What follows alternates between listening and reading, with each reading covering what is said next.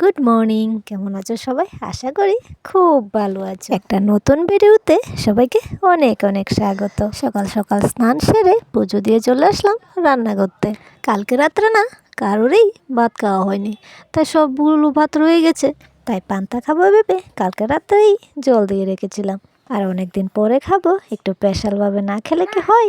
তাই সকাল সকালে সব বাজার রেডি করে নিয়েছি। আর এদিকে মাটির থালাটাও বের করে নিয়েছি, আর গাছ থেকে একটু কলা পাতাও নিয়ে আসলাম।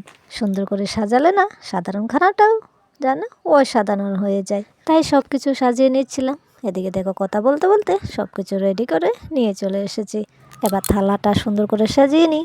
মেনুতে ছিল আলু মাখা, বেগুন ভাজি, পটল ভাজি, ডিম ভাজা আর ছোটো মাছের বড়া, আর সাথে একটু পেঁয়াজ আর গন্ধরাজ লেবু। নিয়ে নিয়েছি শুকনো লঙ্কা ভাজা আর লবণ, কারণ পান্তা ভাতে লবণ ছাড়া তো খাওয়াই যাবে না। সব কিছু দিয়ে সাজিয়ে নিয়েছি, দেখতে তো দারুণ লাগছিল।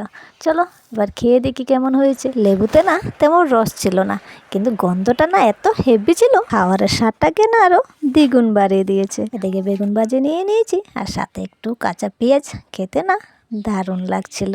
আর সাথে ছোটো মাছের বড়াটা না দারুণ হয়েছিল।